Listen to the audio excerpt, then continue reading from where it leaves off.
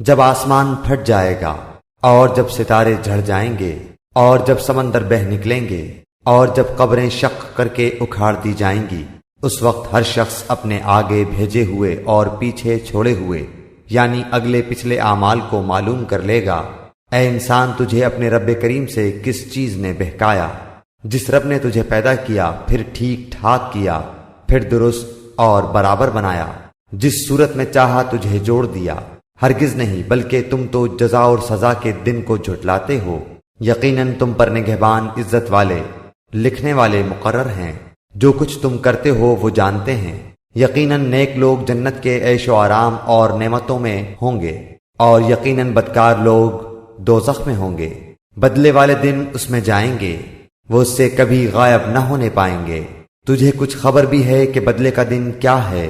میں پھر کہتا ہوں کہ تجھے کیا معلوم کہ جزا اور سزا کا دن کیا ہے؟